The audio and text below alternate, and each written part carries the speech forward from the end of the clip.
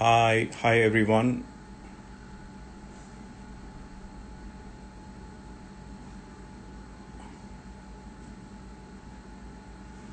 Hi. Good to see you all here. Thank you so much. Thank you. Yeah, I'm supposed to wait for a couple of minutes before I launch into the session. So maybe I'll tell you a little bit about myself. My name is Aneesh Pradhan and I'm a musician based in Mumbai. I'm a tabla player and a disciple of uh, the illustrious maestro Pandit Nikhil Ghosh. Hi everybody. So I'm going to chat about tabla solo, tabla accompaniment to vocal and instrumental music. Uh, and of course, during the course of my talking to you and maybe demonstrating a little bit, I might not be able to take any questions immediately. So please feel free to type in your questions into the comments section, and then we'll address those questions soon after I finish my little presentation. And I'm helped today with the moderating part by Shivangini Yashu Yuvraj. She's a student of music. She's a disciple of, she learned earlier from Girija Devi, the Thumri exponent, and now she learns from Shubha Mudgal. Thanks very much for joining in to this session hosted by CSMVS Mumbai. As you all know, this is a premier institution not only of the city but of the country. I have fond memories of my association with the museum right from my school days. I still remember the first time that I visited the museum was when I was in my second grade. It was part of a school excursion. And thereafter, of course, I've been making trips to the museum. Even during my college days, my college was just across the street, Elphinstone College. So it was always an inspiration to be at the museum, and still is. So thanks very much, CSMVS Mumbai. That's Chhatrapati Shivaji Maharaj Vastu Sangrahalaya. Okay, I think we can start with the session. Let me just position the camera, and I hope the sound is fine for all of you.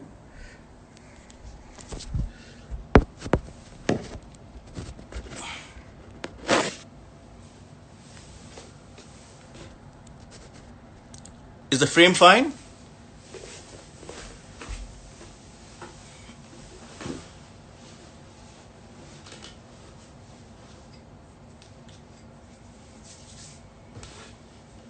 Shivangini, all good?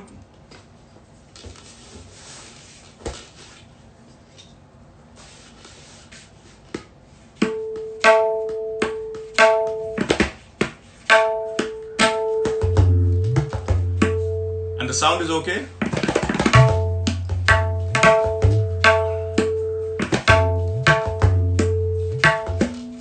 Thank you. Super. Perfect frame. Fantastic. All right, then, let me tell you a little bit about this instrument, the tabla. I've been passionate about the tabla since the age of 6. And I started by wanting to learn singing, but somehow I landed up studying tabla, and I just stuck to it. The tabla, as many of you would know, is an integral part of Hindustani music. It accompanies vocal music, instrumental music, and even Kathak dance. But it's also used in a lot of experimental work, intercultural musical exchange, in film music, in advertisement jingles, and now you have sampled tabla sound as well. So it's really an integral part of our music scape. It's also used in Hollywood, not just Bollywood, but even Hollywood. So as you can see, it's a twin drum. The one on the right is called tabla or daya. The one on the left is called baya or dagga. So this one is the treble drum, and this is the bass drum. And they're played individually or as compound strokes. So I'll go over the language of the instrument. Each of the strokes that are played on the instrument can be recited. And that's how we learn compositions for solo repertoire. For instance, na, tete, thun, ghe, ke, kat. And then you join the two. So ghe and na becomes dha, dhin. And then you have these single letters are made into slightly longer phrases. So for instance, dha dhin dhin da.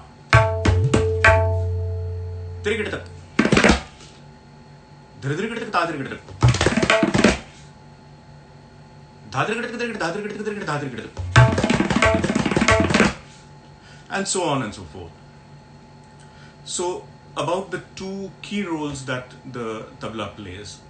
One is, of course, when we go to our teacher or guru, we normally start with learning solo repertoire. We don't start with learning accompaniment per se. And what do we learn in the solo repertoire? So there are fixed compositions, some of which are extendable compositions or follow a theme and variations pattern. And the other kind of compositions are non-extendable ones. So they're literally like short poems, 4 lines, 8 lines. And so we keep memorizing these compositions. So your guru recites the composition first, you learn it by heart, then he or she teaches you how to play it, and then you learn how to reproduce the same material on the tabla, and then as reference material you can write down the composition. But of course we don't use it as notation when we are performing. So you have to memorize all this like virtually like a hard disk. So essentially how the music moves is that the tabla maintains a rhythmic canvas, and the rhythmic canvas in Hindustani music is called tal. So this is a rhythmic cycle. Each cycle has a fixed number of time units, or what we call matras. So for instance, if you have one of the most popular tals in Hindustani music is Teen Tal, which has 16 matras, and that's divided into 4 equal parts. So this is how we are taught to count the tal.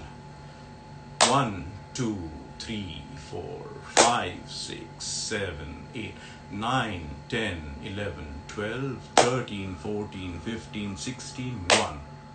So you have to come back to the 1 to complete the cycle. But obviously we don't play matras on the instrument. We play the syllables, these mnemonic syllables. So what is the pattern that we play to represent these 16 matras, for instance? This is called the theka. Theka of this tal is dha dhin dhin dha, dha dhin dhin dha, dha tin tin ta ta dhin dhin da dha. Now I'll play that for you. First, just the skeletal framework.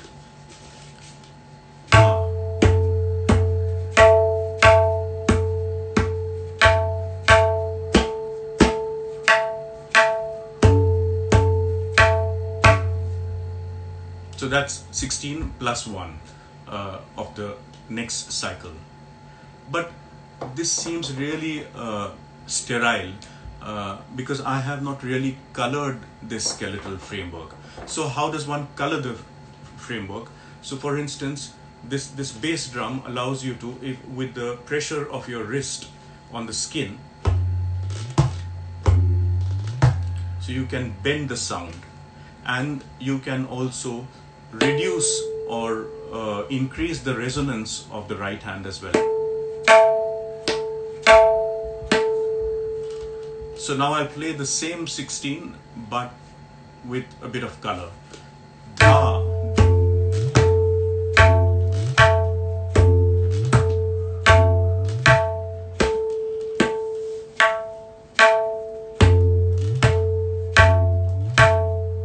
So you see, I've given some pressure between the strokes.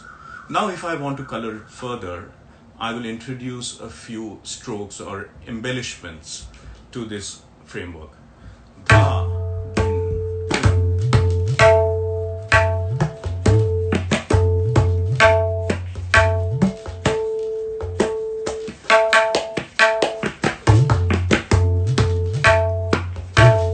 So it's still 16, but I've colored it. Now, when a tabla player is accompanying vocal or instrumental music, or even Kathak dance, what we're supposed to do is to maintain this rhythmic canvas as a strong anchor for the soloist to navigate through the melodic ideas that he or she may have, or even the abhinay or the gestures or movement that the dancer may have. But we don't only play this framework, we also respond to the musical ideas, the melodic ideas. So at some points we may color the framework more densely. For instance,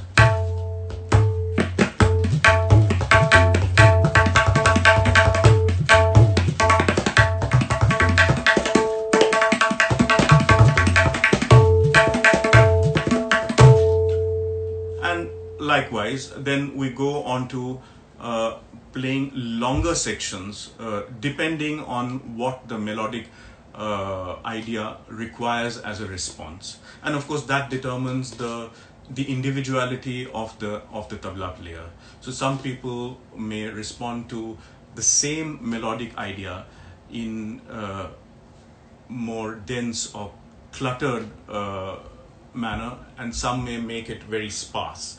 So it depends, and of course the response of the audience, of the soloist, is also very subjective. So you might think that you're doing the right thing, but they might not always respond equally. Coming back to the solo repertoire, there are, as I said, there are these compositions which we learn over years and years, and these compositions have evolved over the past 250 years or so, since the mid 18th century. And there are 6 major schools of tabla playing: Delhi, Ajrada, Lucknow, Farrukhabad, Banaras, and Punjab. And each of these has its own peculiarity with regard to the technique as well as the repertoire. Of course, particularly since the late 19th century, we've seen a lot of eclectic flavor in tabla playing. And that is perhaps also because tabla players have to play with a wide variety of vocalists, instrumentalists, and dancers. And so they need to have an ease with the complete vocabulary of the instrument.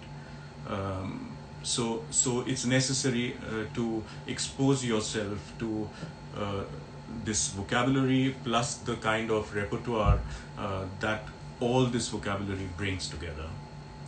So I'll give you a brief glimpse of each of these forms, compositional forms that we play in solo repertoire. To begin with, we have something called peshkar, which literally means to present. And so it starts in a very sparse manner, and then slowly you introduce different permutation combinations. It's once again a theme and variations frame, and but you're allowed to go beyond the vocabulary that you're using in the theme, and so you can take extraneous bowls as well. So I'll just give you a brief idea. What happens when the tabla player is a soloist?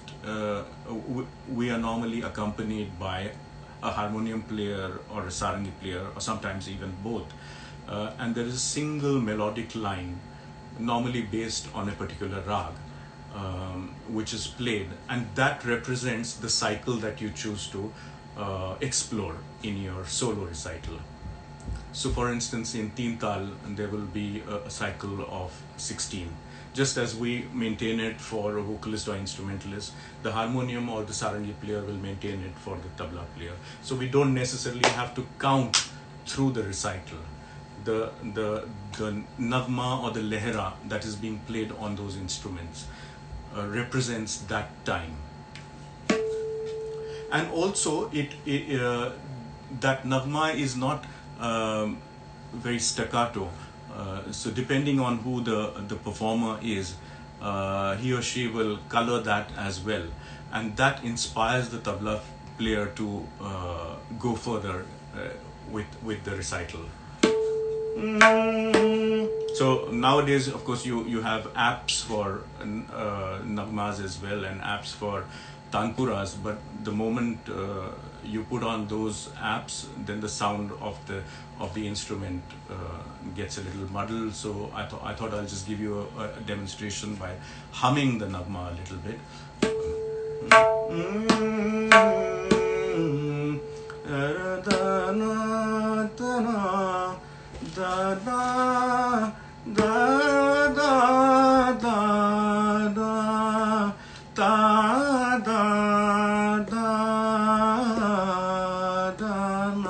One, two, three, four, 5, 6, 7, 8, 9, 10, 11, 12, 13, 14, 15, 16.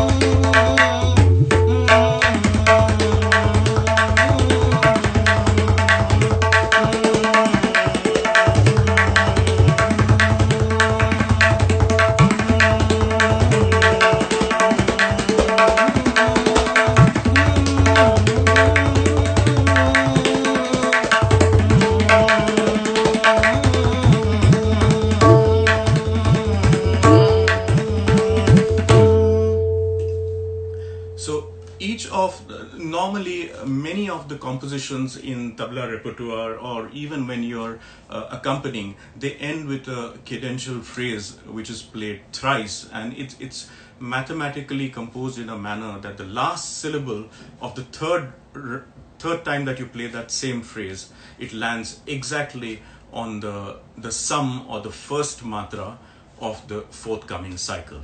And that's how that's the point of resolution. So that first matra is very important in every cycle, because it's a point of resolution for all the tension the musical tension that you've developed over one or more cycles. So there's always this tension and relief through the recital. So we go to the next major kind of composition. It's called qaida, and as the name suggests, there are very well defined rules to how one is supposed to navigate through the qaida. So the theme has a fixed musical statement, and you have to do the variations using the vocabulary which is there in the theme. You can't use any extraneous bowls or strokes. So for instance, I'll play a very traditional Delhi Gharana qaida.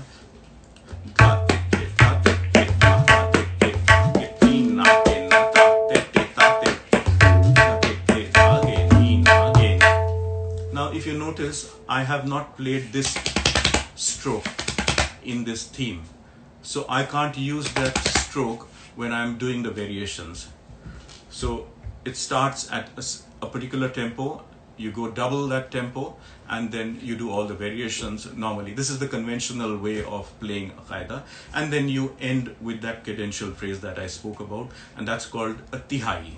And then you come back to the theka or the framework of the rhythmic cycle or the tal, and then you go on to the next composition. So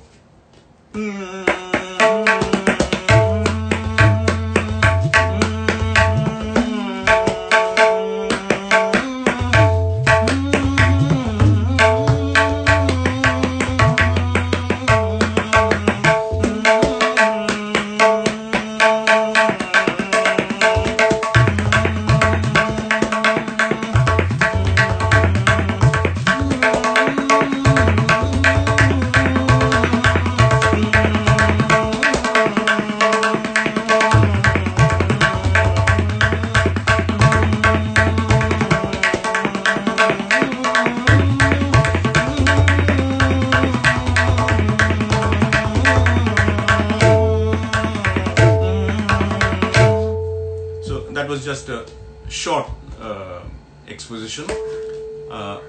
We go on to the next extendable composition, which is called Rela, and that gives a drone kind of effect.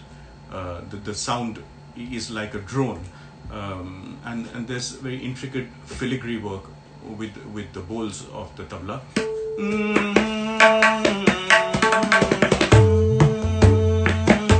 And it's played quite fast.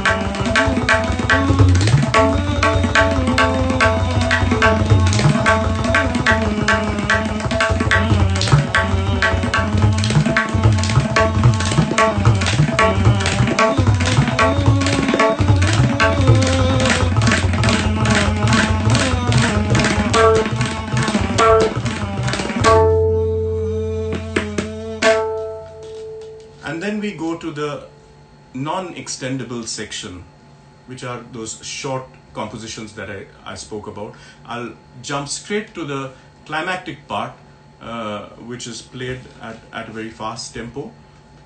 I'll recite one composition and then reproduce it.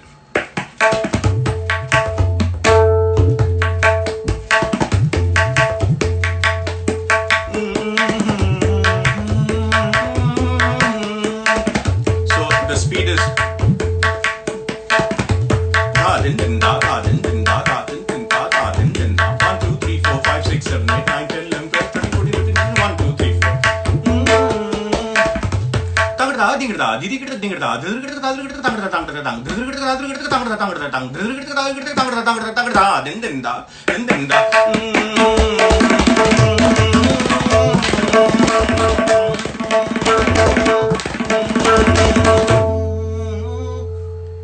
So that was a short glimpse into what solo repertoire for tabla is like, and that how a solo recital develops. And now perhaps it's time for me to invite Shivangini on board. I must admit that this Instagram session is the first one that I've ever done, the live session, and the first one that I've conducted myself. So please excuse me for any faults. And let me just see. Okay, Shivangini, how do I do this? So I've had many gurus for this, from the CSMVS team, from Shivangini, from everybody. Okay.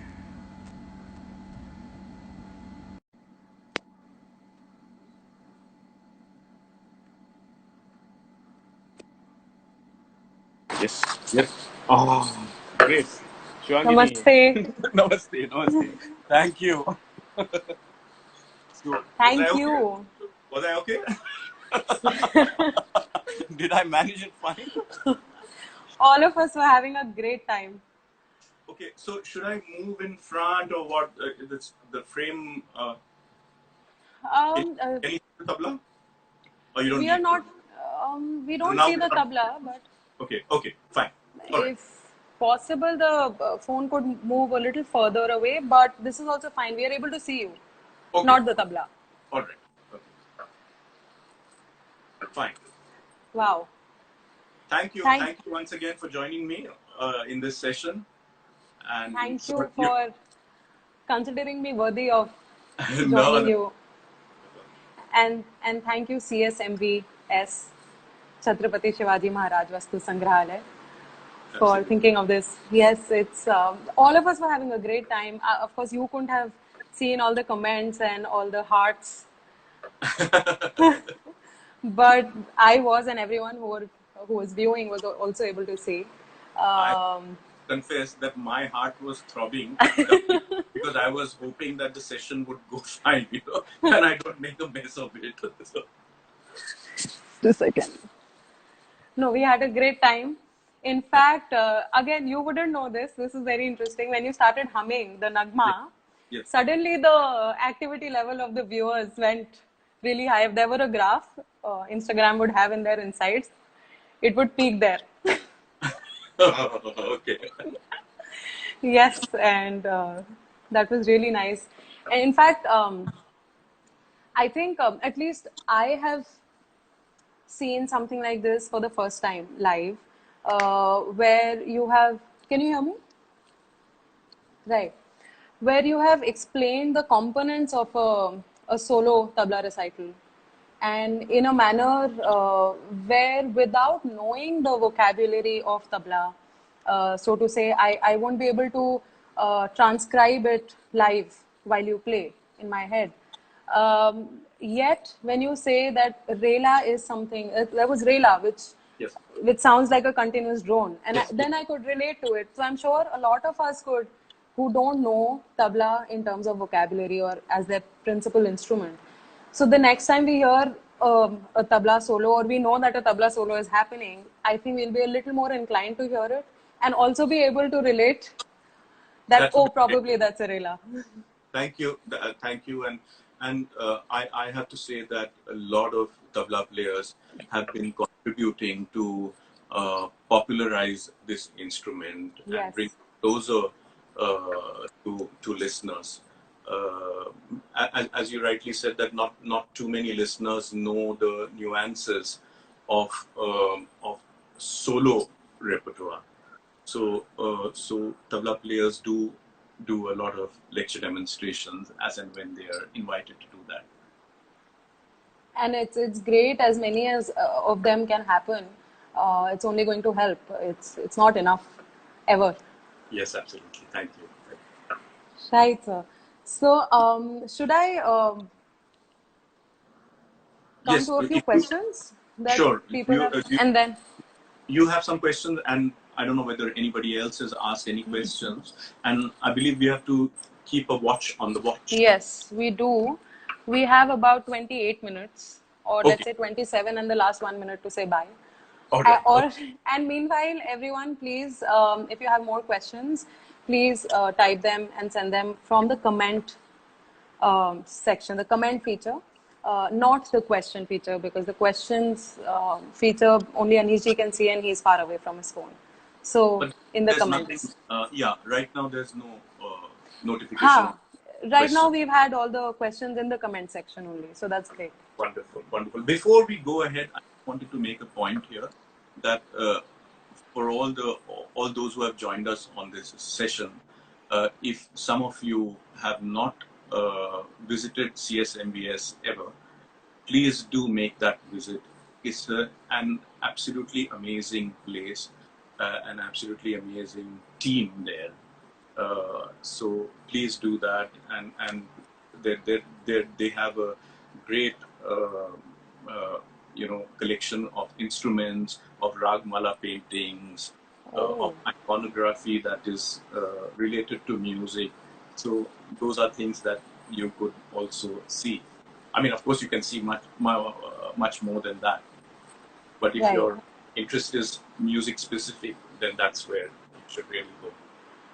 So, Anishji, since you've mentioned this, before I come to the questions that the viewers have asked, can I take the liberty of asking something related to what you've just said Sure, about the museum? sure. It's interesting that we are virtually speaking for the museum from their Yes. Instagram page, and of course it represents history. You have a doctorate in history, and you are a music historian. I don't know how many of the viewers know that. Of course, you mentioned your college was right across the street. Yes. I don't know if they knew you were studying history there, Yes. right? That's yes. Right. So now coming to tabla, you have mentioned um, a little bit of history for this instrument. But any interesting, extremely interesting facts from history that people could really relate to for tabla? So actually,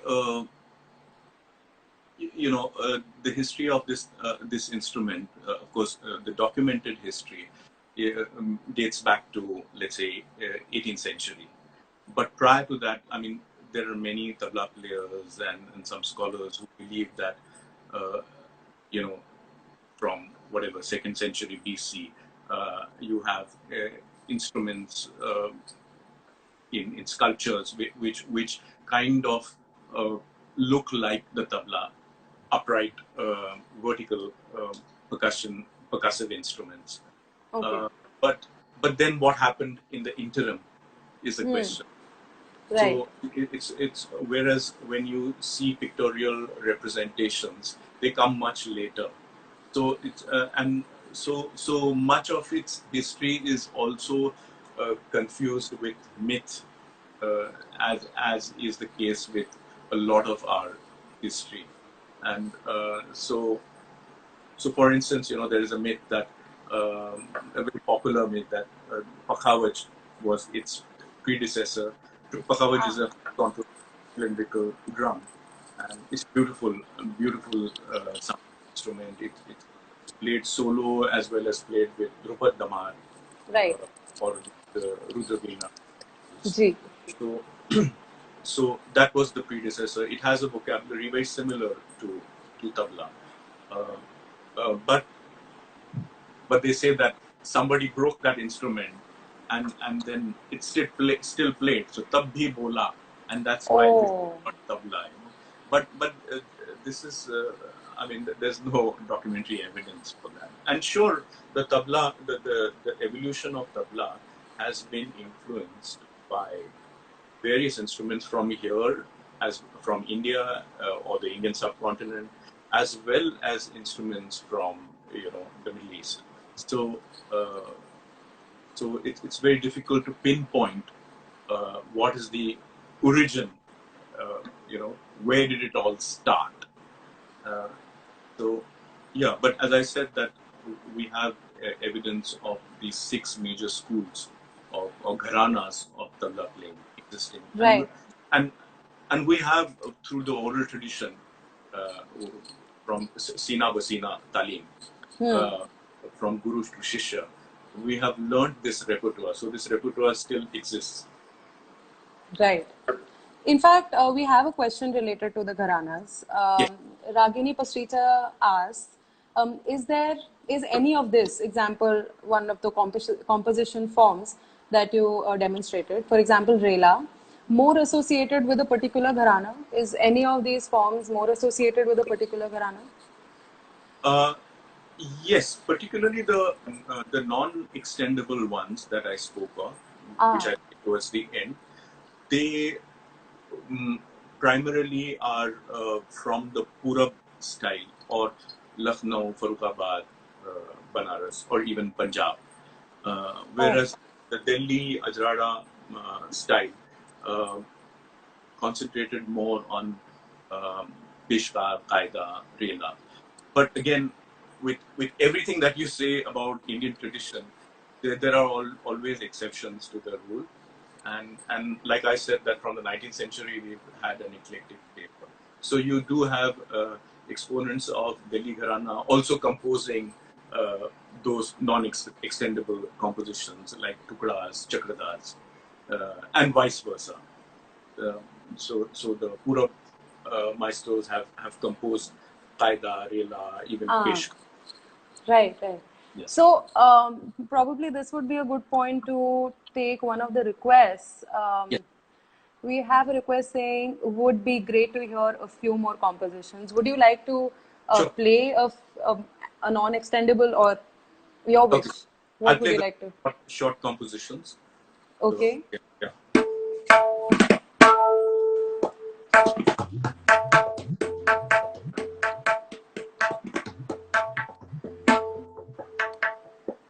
So there was a very famous composer, Ustad Amir Hussain Khasa, who lived in Mumbai, and he is one of my that means my guru's guru.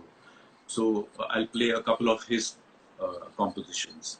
Sure. Tin tin ta tak din din da dil tik tak da dil tik tak da dil tik tak da ka tik tik ta din tran da dil tik tak da ge ge na ta dil tik tak da ge ge na ta dil tik tak da ge ge na ta dil tik tak da din din da din da.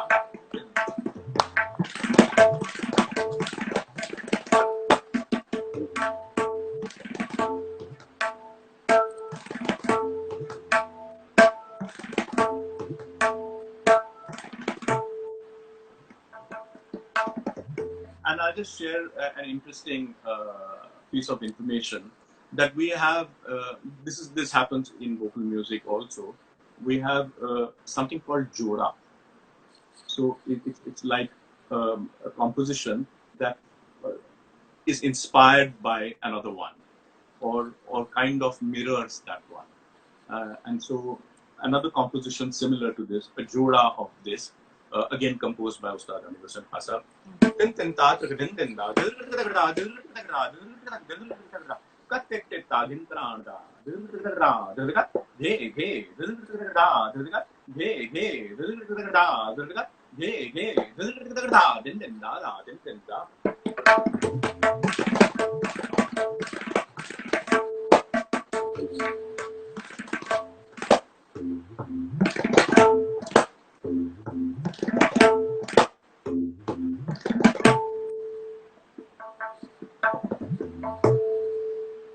Wow. Thank you. Thank you. Are these forms named something Yeah. like. So these are called tukras. Okay. Yeah. Yeah. So, are all smaller pieces called tukras? No, not necessarily. So there you have a form called gat. You have got tukra. You have chakradar. You have short ones which are just maybe 4 matras or 8 matras. They are called mohras. Oh. Yes. So there are many varieties actually. So if one had to listen to all of these varieties or most of these varieties, um, I believe there must be albums or um, points, recorded material that they Oh could yes, also hear. a lot of material has been recorded right from the time of the 78 RPMs. You know, Right. one of my grand gurus, Ustad Ahmad Jan Tharkwa, is perhaps recorded on almost all formats, including film.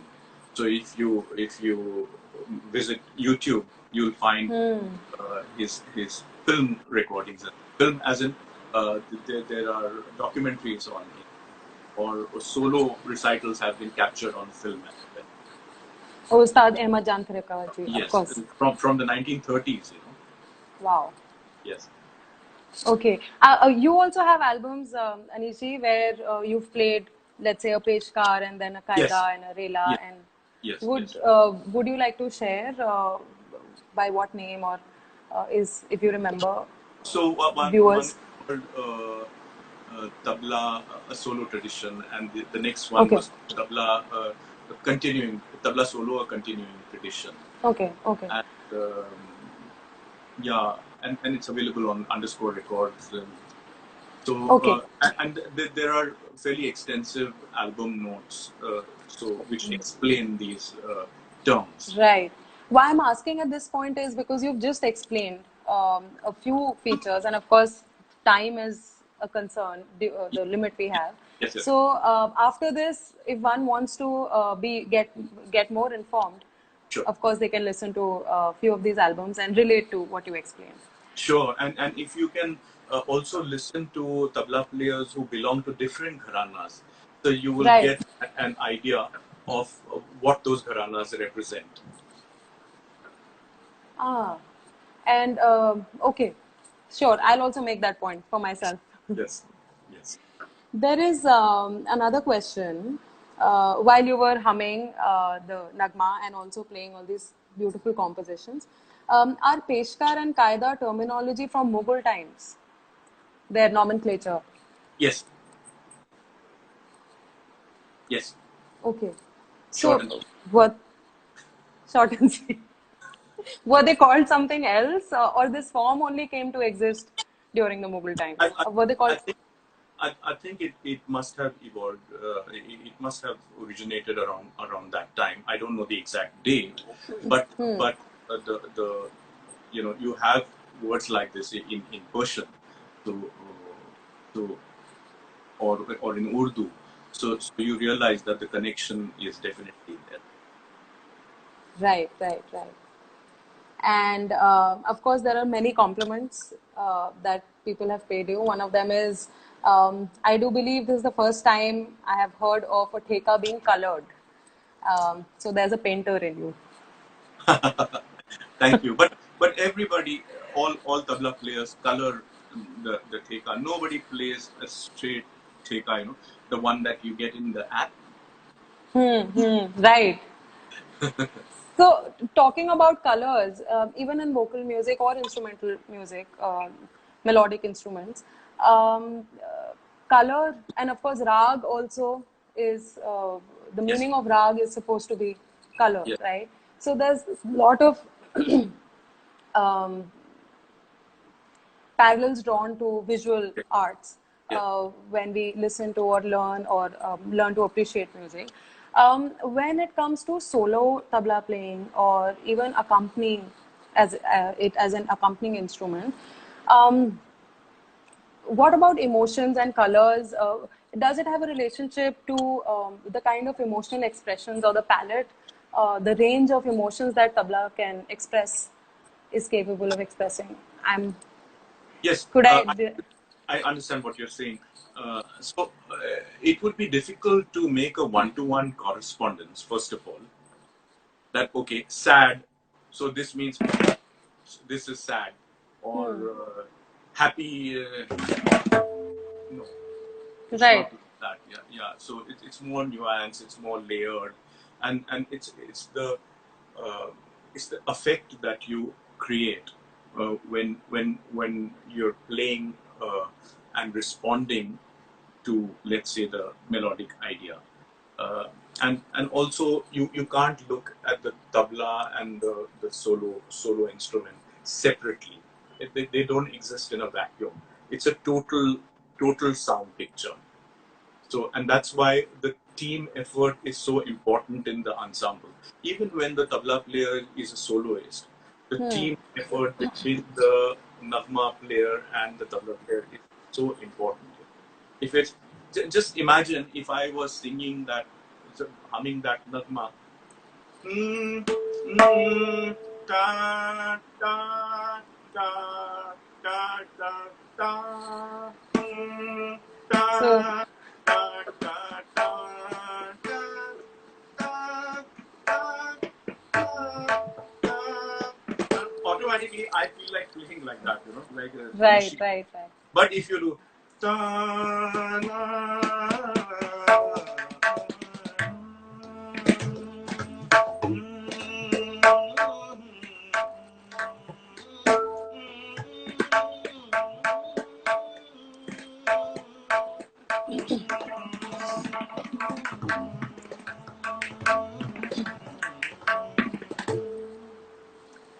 So basically, to explain the role of tabla in an ensemble or even as a solo instrument in that team, um, it's the response, it's the collaboration and the playing in tandem with other factors, yes, which brings it out, which brings out yes, the color and the role. yes.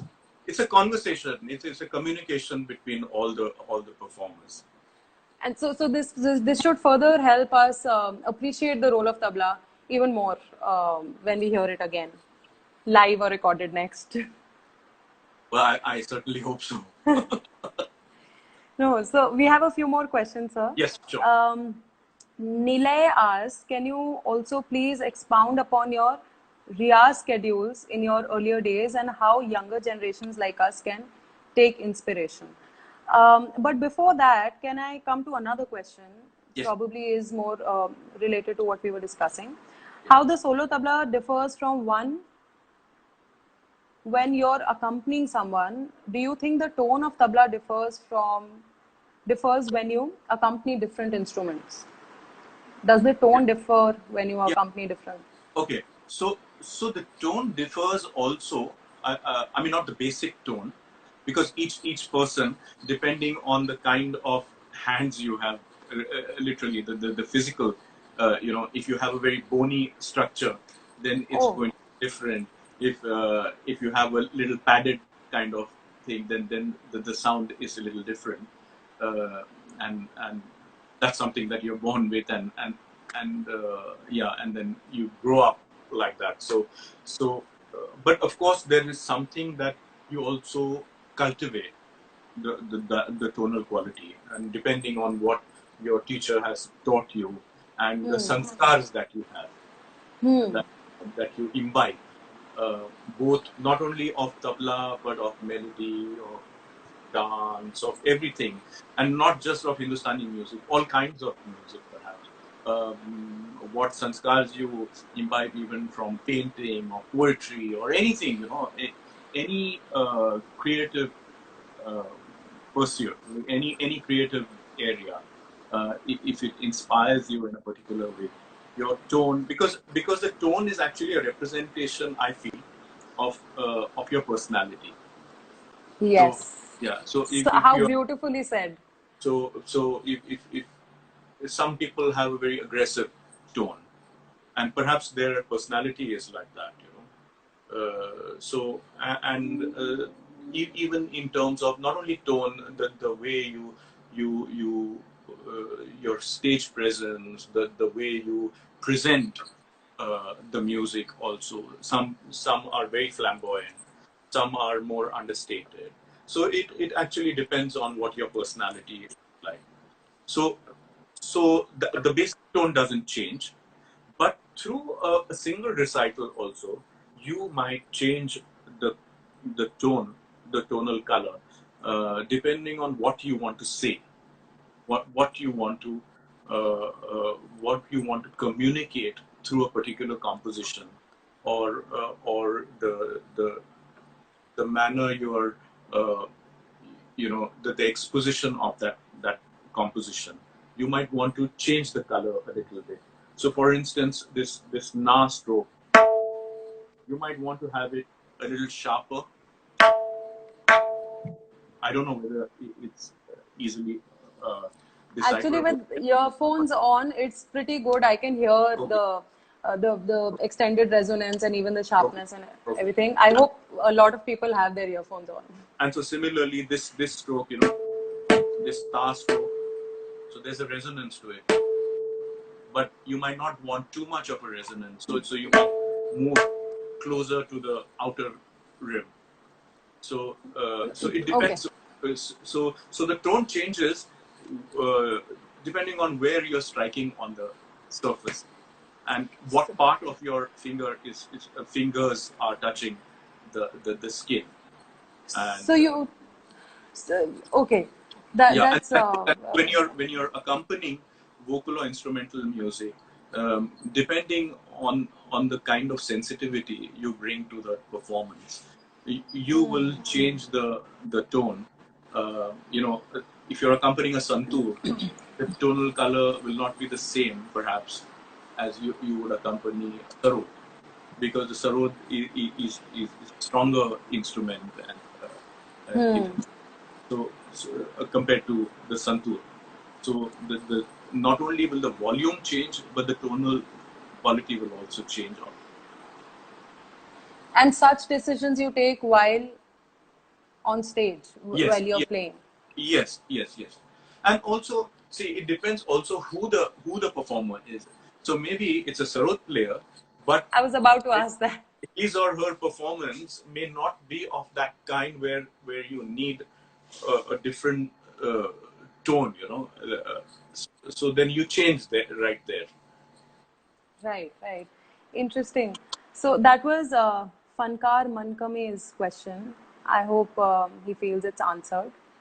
We Manka, have about, this is his Instagram handle is Fankar Mankame. yeah, Okay, Manka. sorry. Mankame.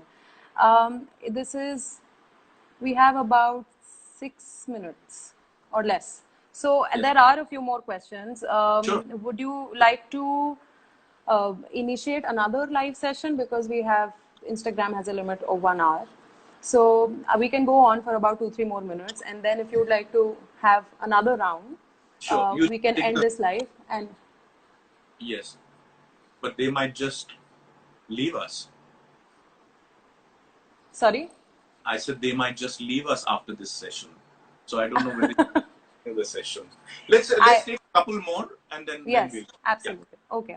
So there's a question: what challenges you the most, being a soloist, accompanist, writer, author, composer, curator, or arts activist? Right. These are so many hats that you wear, and also I think a guru. Can I add that to it, Ragini ji? I hope so. That's another role that you have. What challenges me the most? I think each of those roles are challenging in their own way, and but I really enjoy teaching, because when I'm teaching, I learn a lot. So of course I enjoy performance. Of course I enjoy composing. Of course I enjoy writing about music. Uh, but teaching is something that I'm always a student.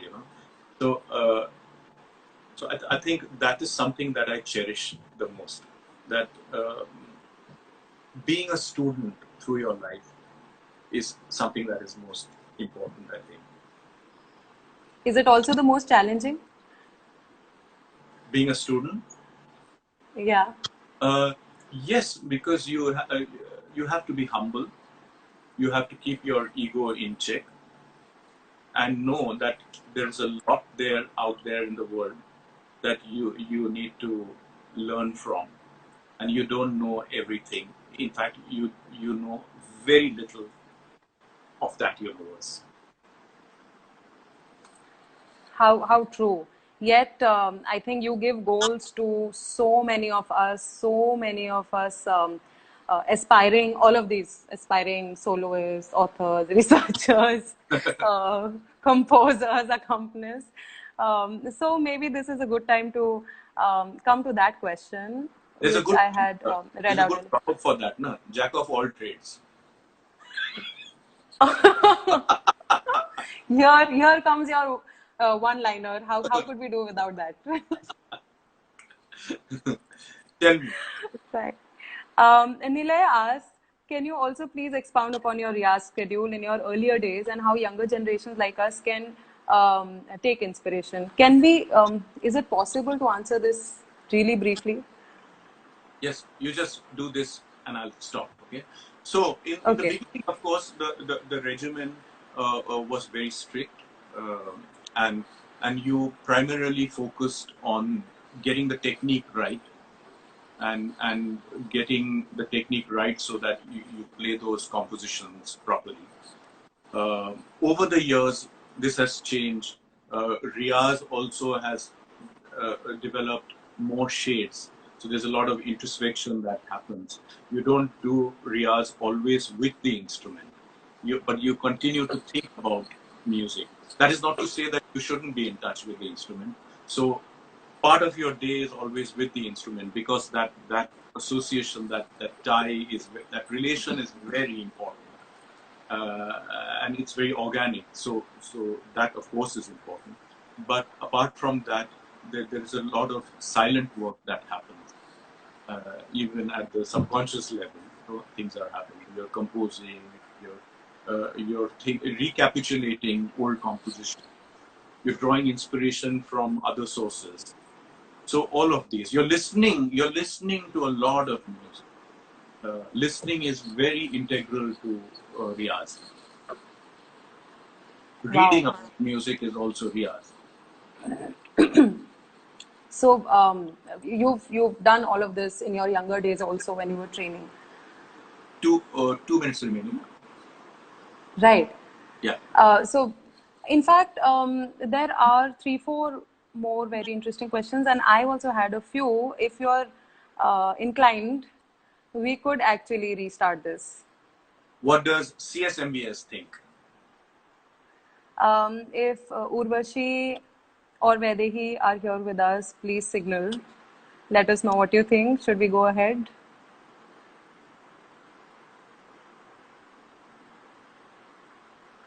Hey, somebody has said, big fan of your mellifluous voice, ma'am. That's obviously for you. Oh, ma'am. Oh, I didn't read that. Thank you. Thank you. Oh, okay. So, I think we have a go ahead. We have a Okay. green signal. We can Please end this and restart. We can restart. Now wait, I have to go over my tutorial. So end, and now, yes.